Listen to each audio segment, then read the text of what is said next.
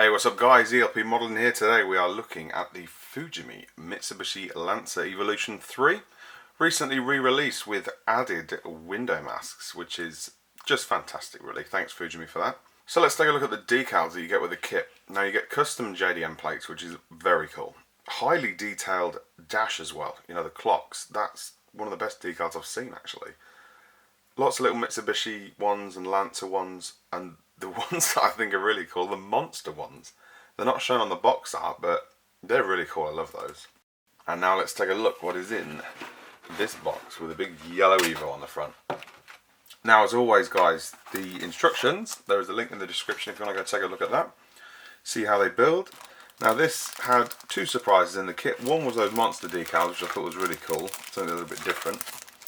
And the others I'll get to in a little bit. Now, here are your clear parts, lights, etc., that sort of thing, front and rear lights, a couple that aren't used as well.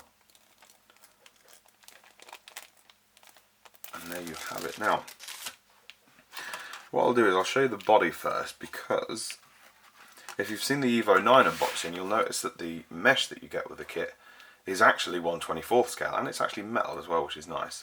The ones that came with the original ones were just, the mesh was ridiculous. It looked more like 1/12th scale, but I'll put a bit under here and you'll see that that is much better. Much, much better. Thanks Fujimi for that.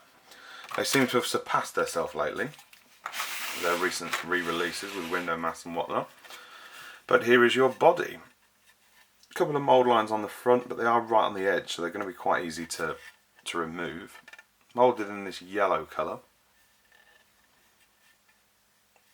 Yeah, there's a mould line that sort of runs all the way on the top there, but it's nothing major. Little vent there of course, and then down the sides. It's a bit frustrating that the side repeaters are moulded in. They are separate on the other kits, the newer Evos, so to speak. Now you've got raised Evolution 3 lettering on this side, which you can see there. And the power lines are quite deep as well, which is nice. Not so much on the fuel cap, but on the doors especially. Now your rear, yeah, usual mould lines underneath the rear lights, and they do go into the rear lights as well, so you will need to take those off of course. But there you have it. It's a nicely moulded kit really. Raised Evolution lettering on the side as well. I like that, that's a nice little touch. But yeah, that is your body then guys. Nicely moulded, a couple of mould lines as usual, but nothing out of the ordinary. Now you do get these Oz wheels as well, which are very cool. You can get these separately, but they are discontinued, they're quite hard to get. But now they're readily available in the Evo kit, so spot on. But yeah, they're not staggered, they all have the same amount of lip. The wheel to tyre ratio, probably slightly off by today's standards. However, when you place it up against the car, it's not actually that bad, and it looks quite cool really. If you're going for a 90s style build. I can get a hold of it. There we go.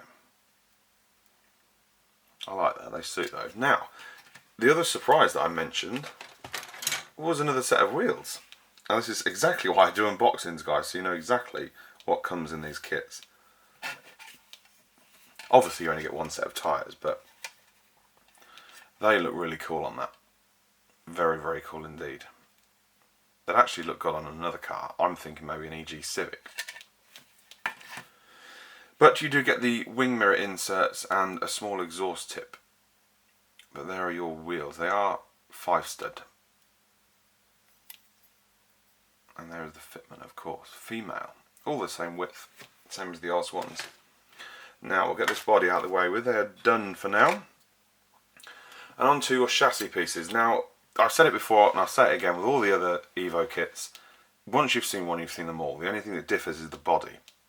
You seem to get loads of extra parts, apart from this one, which doesn't have many extra parts at all. But you've got your chassis, rear wheels attached via a rod. And it's just the typical chassis, like I've said in the other videos, nothing spectacular. I've seen a lot worse, but I've seen a lot better. The one thing that lets it down I'll get to in a minute, chassis wise, but there are your front wipers. Bonnet grille isn't used, and then you have your wing mirrors that actually have got an awful lot of flash on one of them. Let's see if I can get that there, look. And just see that. How bad is that? I'm not bothered about this flash here, but there's a lot of... It's easy to clean up, it's just weird that it's on this kit and not others, but this is what lets it down, the lower arms. And unfortunately, where it attaches isn't where the lower arms are. So, if you're going to cut this out, it's a big job to do it. So I'd probably paint this area the same as the chassis and then do these a different colour to differentiate it, and then give it a wash and blend it all in. But it's frustrating that the exhaust is part of that as well. But here is your rear subframe area sort of thing, where the suspension attaches to. The exhaust that you don't actually need to cut on this, because this is the exact one you use. On the other Evo kits, the newer ones, you have to snip this off and it sits like down here. But yeah, you've got your intercooler, standard sort of stuff, like I said, same stuff on all the Evo kits. There's your steering arm as well. It's actually strange that there's not many sprues in this, there's normally loads. That's it. There are 2 sprues technically, if you're not going to count the clear ones, but interior, this is, again, I'm probably repeating myself, so sorry for that, but it is the usual Fujimi one. Nothing's changed. I'm pretty sure they've updated the Evo interior.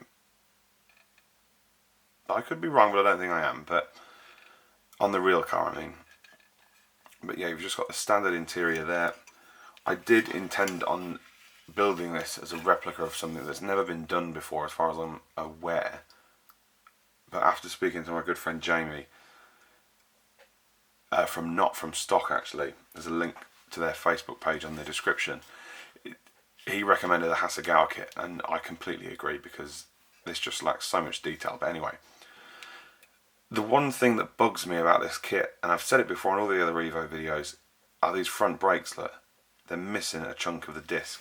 Now the way they've been moulded, I don't know why they've done it like that, but oh well, not to worry. But it's easily lowered. You've got some nice detail on there.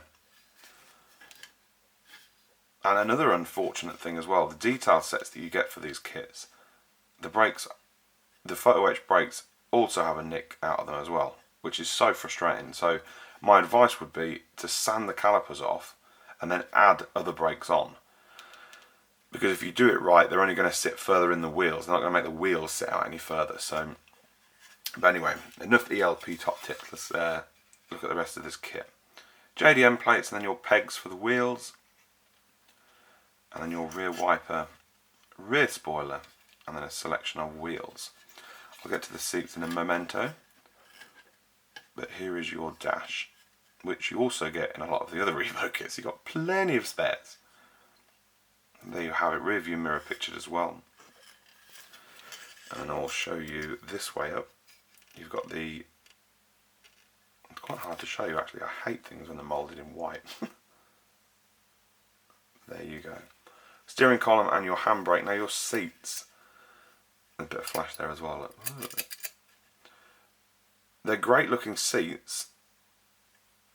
However, the back lets them down completely like they do in all the other Evo kits.